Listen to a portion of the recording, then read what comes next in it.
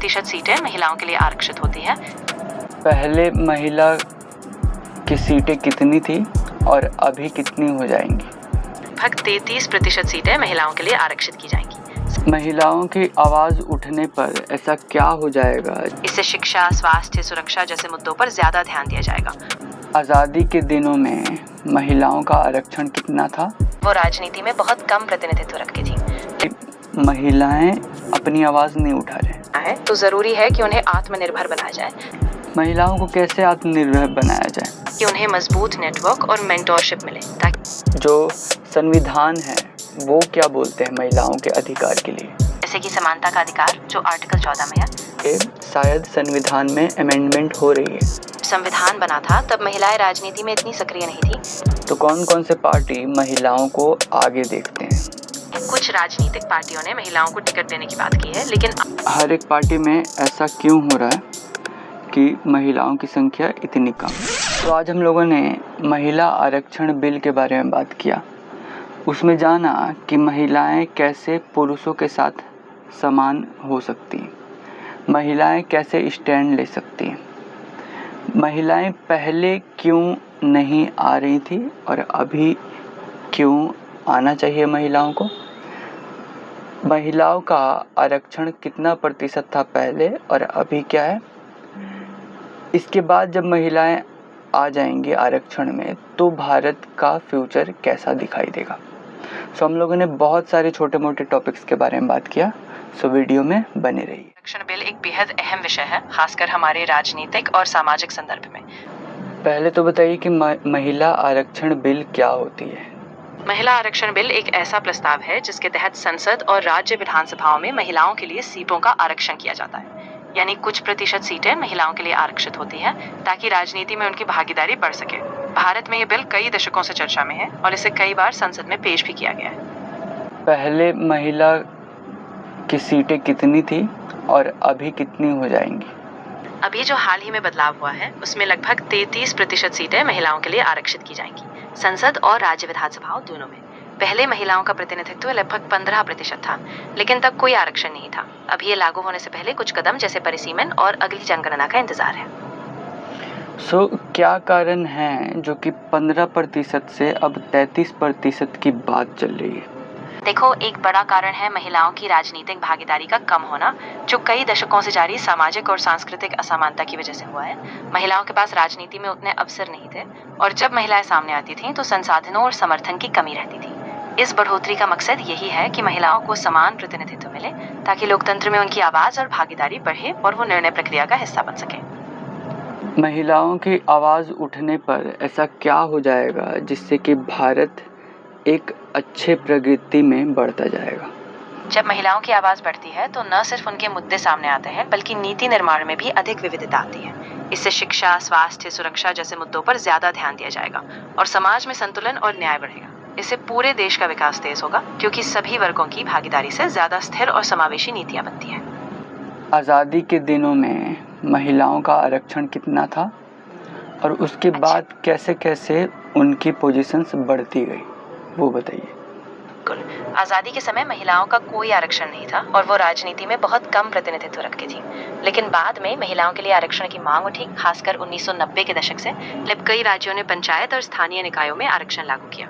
धीरे धीरे महिलाओं ने पंचायत, राज्य विधानसभाओं और फिर संसद तक में सीटें जीती, जिससे उनकी भूमिका बढ़ी और अब महिला आरक्षण बिल जैसी पहल भी सामने आई। क्या होता है ना कि पंचायत में जब भी महिला किसी सीट से उठती है तो मेनली कारण रहते हैं कि उनके पति उनका साथ देते हैं। तो बेसिकली वही चीज़ हो जा रही है कि महिलाएं अपनी आवाज़ नहीं उठा रहे बल्कि कहीं ना कहीं उनके पति उनकी आवाज़ बनते हैं। यही सबसे बड़ी चिंता है। अगर हमें सच में महिला नेतृत्व को मजबूत करना है तो ज़रूरी है कि उन्हें आत्मनिर्भर बनाया जाए ताकि वे खुद फैसले लें और अपने अनुभवों के साथ आगे बढ़ें, न कि सिर्फ किसी के सहारे। महिलाओं को कैसे आत्मनिर्भर बनाया जाए? अभी तो आगे चल रही है, महिलाएं बहुत हद तक आत्मनिर्भर बनी है, बट एक महिला जो सांसद बने वो एक अलग चुनौतियों को सामना करती है, तो उनके लिए क्या करना चाहिए? उनके लिए सबसे जरूरी है कि उन्हें मजबूत नेटवर्क और मेंटोरशिप मिले ताकि वो खुद को सशक्त कर सके। साथ ही उन्हें नेतृत्व कौशल, पॉलिसी समझ और जनता से सीधे संवाद करने के मौके दिए जाए ताकि वो अपने दम पर आगे बढ़ सके और असरदार बन सके। एक महिला अगर संसद में कोई अपनी अपॉर्चुनिटी ढूंढती है तो अब वो कैसे जा सकती है? शुरू से अंत तक बताइए। शुरुआत में उन्हें अपने क्षेत्र में सक्रिय होना पड़ता है, समाज में पहचान बनानी होती है, स्थानीय राजनीति या सामाजिक कार्यों से जुड़कर उन्हें अनुभव मिलता है। फिर वो अपने क्षेत्र का प्रतिनिधित्व करते हुए पार्टी टिकट के लिए प्रयास करते हैं। अगर वो चुनी जाती हैं तो संसद में जाने का मौका मिलता है। इसके बाद उन्हें अपने मुद्दों पर काम करना पड़ता है, जनता से जुड़ना पड़ता है और धीरे धीरे वो प्रभावी नेता बनती जाती है। एक दो उदाहरण लेते हैं कि किस तरीके से महिलाएं शुरू से अंत तक की जर्नी कंप्लीट करती है। भारत में एक दो महिलाएं के उदाहरण दीजिए। एक उदाहरण है ममता बनर्जी का। उन्होंने अपने राजनीतिक सफर की शुरुआत कोलकाता में लोकल एक्टिविज्म से की, फिर टीएमसी बनाई और आखिरकार वो पश्चिम बंगाल की मुख्यमंत्री बनी। एक और उदाहरण है सुषमा स्वराज का, जिन्होंने दिल्ली की छात्र राजनीति से शुरुआत की, फिर बीजेपी में आगे बढ़ी और केंद्रीय मंत्री बनी। इन दोनों ने अपनी मेहनत, जनता से जुड़ाव और लगातार प्रयास से बड़े पद हासिल किए और अपने अपने क्षेत्र में बदलाव लाए। ये दोनों महिला कहाँ से बिलोंग करती हैं?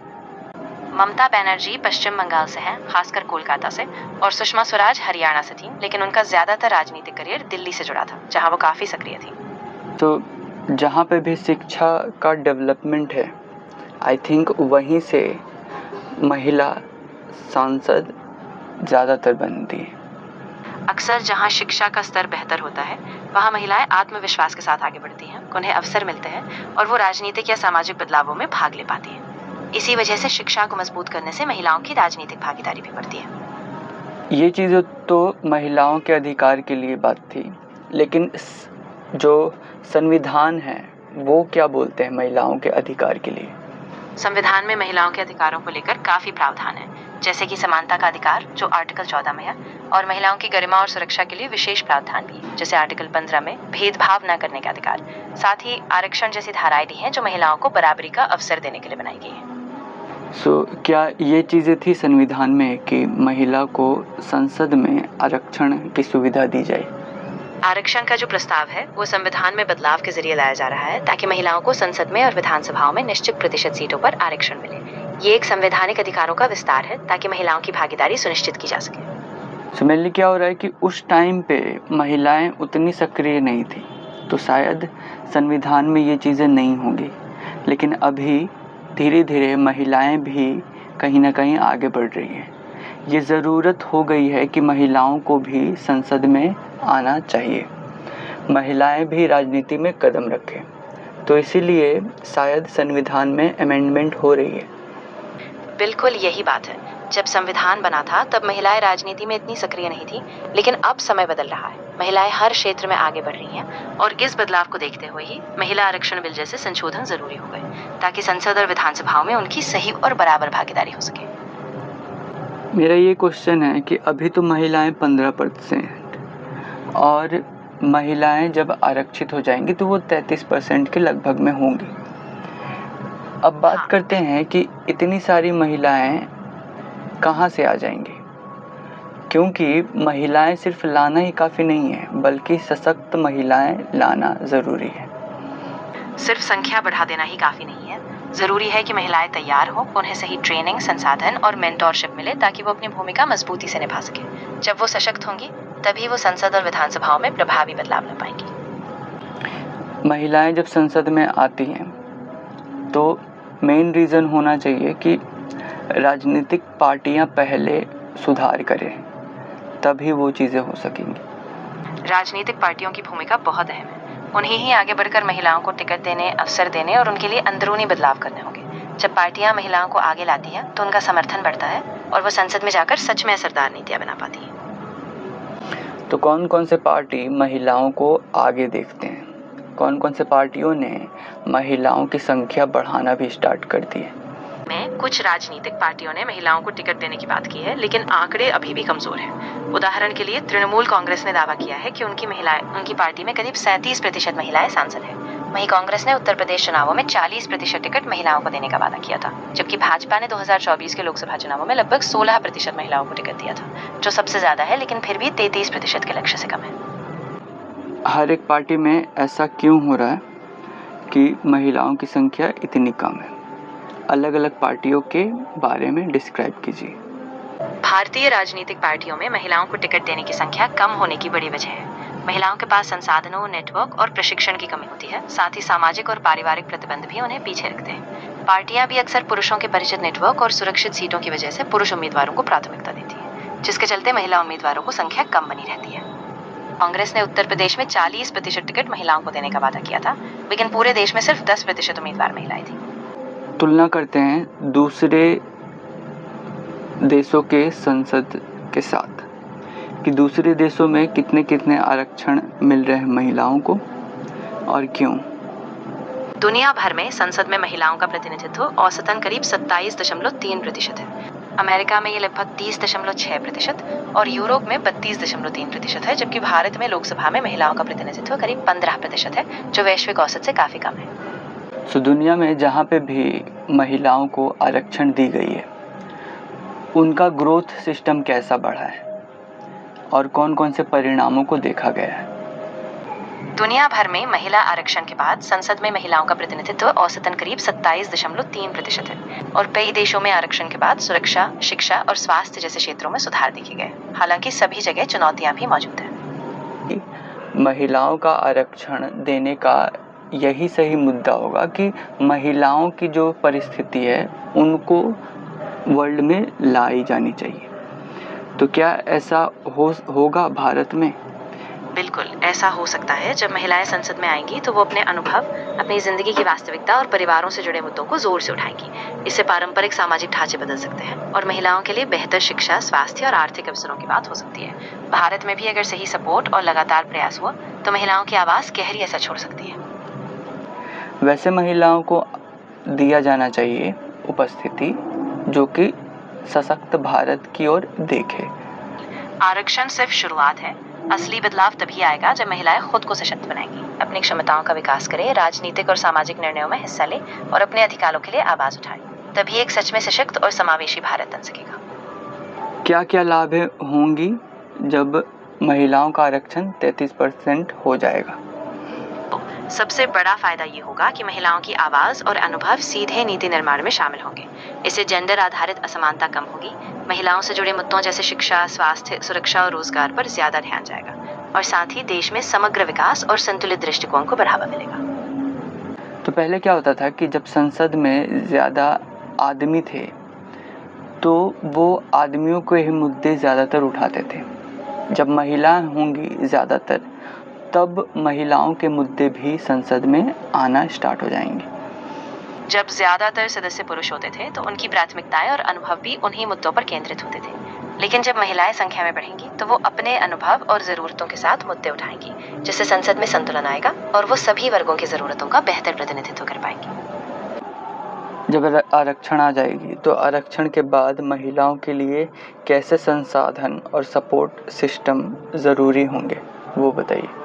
सबसे जरूरी होगा कि महिलाओं को न सिर्फ राजनीतिक प्रशिक्षण मिले, बल्कि उनके लिए मेंटरशिप प्रोग्राम, फंडिंग के अवसर और नेटवर्किंग सपोर्ट भी हो। साथ ही उन्हें परिवार और कार्य जीवन को संतुलित करने के लिए लचीले काम के माहौल और सही संसाधन मिले, ताकि वो आत्मविश्वास के साथ संसद में प्रभावी भूमिका निभा सके। तो वैसे जो भी संसद में आएंगे भारत के, उनके उतने मेंटर सिस्टम की ज़रूरत नहीं पड़ेगी, क्योंकि वो पहले से ही बहुत सारी चीज़ें सीख के आएंगे। मेंटर सिस्टम की कहाँ ज़रूरत पड़ती है? जब महिलाएं जहाँ से शुरुआत करती है तो वहाँ पे मेंटर सिस्टम की ज़रूरत पड़ेगी। अगर महिलाएं पहले से ही मजबूत पृष्ठभूमि के साथ संसद में आती हैं तो उन्हें शुरुआती ज्ञान और अनुभव की कम ज़रूरत होगी। लेकिन जहाँ महिलाएं शुरू करती हैं, खासकर ग्रामीण या कमज़ोर पृष्ठभूमि से, वहाँ मेंटरशिप और सपोर्ट सिस्टम बेहद ज़रूरी होगा, ताकि वे अपनी यात्रा सफल बना सकें। जैसे ही महिलाओं को हम लोग सशक्त करेंगे वैसे ही महिलाएं सांसद में आने के लिए काबिल बन जाएंगी। जैसे जैसे महिलाएं सशक्त होंगी वो खुद को और तैयार करेंगी, जरूरी कौशल सीखेंगी और फिर वो संसद में आने के लिए आत्मविश्वास से भरपूर तैयार होंगी। इससे वो अपने मुद्दों को मजबूती से उठा पाएंगी और एक संतुलित सशक्त लोकतंत्र का हिस्सा बन पाएंगी। उन देशों की तुलना कीजिए जहाँ पे महिलाएं आरक्षण ज़्यादा है और उन देशों का कौन से सेक्टर में ज़्यादा भलाई हो रही है। तुलना कीजिए जिससे कि भारत कुछ ज़्यादा सीख सके। जहां महिलाओं का राजनीतिक प्रतिनिधित्व ज्यादा हुआ है, वहां खासकर स्वास्थ्य, शिक्षा और सामुदायिक कल्याण जैसे क्षेत्रों में सुधार देखा गया है। उदाहरण के लिए रवांडा में महिलाओं के पास संसद की करीब 61% सीटें हैं और वहां शिक्षा और स्वास्थ्य में सुधार हुआ है। हालांकि ये जरूरी है कि संख्या बढ़ने के साथ महिलाओं को सही संसाधन, समर्थन और नेतृत्व का मौका मिले, तभी इन बदलावों का पूरा फायदा समाज को मिलेगा। संविधान में एक चीज़ों की बात चलती है कि महिलाएं और पुरुषों के जनसंख्या में समानता होनी चाहिए। मेरा मानना है कि जनसंख्या में समानता होनी चाहिए, लेकिन जो काबिलियत है उसमें भी ज़्यादातर समानता हो। जनसंख्या में तो अभी बराबरी हो रही है, किंतु काबिलियत में नहीं हो रही। तो ऐसे टाइप का सिस्टम आना चाहिए कि महिलाएं भी आदमियों के जैसे काबिलियत, अपॉर्चुनिटी ग्रैब कर सकें। आप बिल्कुल सही कहे हैं। सिर्फ जनसंख्या में बराबरी से काम नहीं चलेगा, बल्कि महिलाओं को भी समान अवसर, कौशल और अनुभव के लिए सपोर्ट सिस्टम देना होगा। इसके लिए शिक्षा, प्रशिक्षण और मेंटोरशिप जैसे कार्यक्रम जरूरी हैं, ताकि महिलाएं अपने कौशल और प्रतिभा को विकसित करके पुरुषों के बराबर अवसर में हासिल कर सकें। पहले कौन कौन से कारण थे कि पुरुषों और महिलाओं के साथ समानता नहीं थी? जनसंख्या में मैं नहीं बता रहा हूँ, मैं काबिलियत के बेसिस पर बता रहा हूँ। तो कौन से कारण थे? मुख्य कारणों में सामाजिक रूढ़िवाद, पारंपरिक लिंग भूमिकाएं और महिलाओं को कम अवसर मिलने जैसी चीजें रही। अक्सर महिलाओं को कम शिक्षा, कम प्रोफेशनल ट्रेनिंग और कम नेटवर्किंग के मौके मिले, जिससे उनकी क्षमता और कौशल विकास में बाधा आई। इसी असमानता को खत्म करने के लिए आरक्षण और सपोर्ट सिस्टम की जरूरत पड़ी। तो थोड़ी फ्यूचर के बारे में बात करते हैं। हम लोगों ने पास्ट के बारे में बात किया, अभी जो प्रेजेंट चल रही है उसके बारे में बात किया। फ्यूचर क्या देखते हैं? अगर हम लोग आरक्षण देते हैं महिलाओं को, तो फ्यूचर में कौन कौन सी चीज़ें अच्छी होंगी भारत के लिए? अगर हम आरक्षण को सही तरीके से लागू करते हैं, तो भविष्य में भारत में महिलाओं का प्रतिनिधित्व बढ़ेगा, जिससे नीतियों में विविधता आएगी। इससे शिक्षा, स्वास्थ्य, रोजगार और महिलाओं से जुड़े कानूनी बदलाव तेजी से होंगे। साथ ही युवतियों को प्रेरणा मिलेगी, जिससे वो भी आगे नेतृत्व की भूमिका निभा सकेंगी और इस तरह एक अधिक समावेशी और प्रगतिशील भारत का निर्माण होगा। संविधान में महिलाओं के लिए कहाँ पे बात की गई है और आरक्षण की बात की गई है या नहीं? हाँ, संविधान में महिलाओं के लिए अलग अलग धाराओं का जिक्र है। जैसे आर्टिकल 14 समानता का अधिकार देता है, आर्टिकल 15 भेदभाव न करने का अधिकार देता है और आर्टिकल 39D और 46 महिलाओं के लिए समान अवसरों और कल्याण की बात करते हैं। आरक्षण के लिए सीधे तौर पर आर्टिकल 15(3) का जिक्र है, जो महिलाओं के लिए विशेष व्यवस्था की अनुमति देता है और पंचायत व नगर निकायों में 73वां और 74वां संशोधन भी लागू हुआ है। आरक्षण के लिए जो आर्टिकल दी गई है उनका थोड़ा एक विशेष रूप से चीज़ों को बताइए। आर्टिकल 15(3) कहता है कि राज्य महिलाओं के लिए विशेष प्रावधान बना सकते हैं, ताकि उनकी सुरक्षा, शिक्षा या कल्याण सुनिश्चित किया जा सके। इसी के तहत महिलाओं के लिए आरक्षण की व्यवस्था बनाएगी, जिससे उन्हें संसद, विधानसभाओं, पंचायतों और अन्य संस्थानों में विशेष अवसर मिल सके। यहाँ पे राज्यों को बताया गया है, ना कि लोकसभा में। तो इसका क्या कारण हो सकता है? सही व्यवस्था बनाने के लिए संसद या राज्यों दोनों स्तरों पर स्पष्ट कानून और संशोधन लाने की जरूरत है। अगर महिलाओं के लिए लोकसभा में भी आरक्षण देना है, तो संविधान में विशेष संशोधन करके स्पष्ट कर जा सकता है, ताकि दोनों स्तरों पर महिलाएं समान रूप से प्रतिनिधित्व पा सके। आज मुझे इस टॉपिक पर बात करने पे बहुत मजा आया। मुझे भी बहुत अच्छा लगा। ये वाकई एक जरूरी और दिलचस्प विषय है और मुझे खुशी है कि हमने इसे इतनी गहराई से देखा।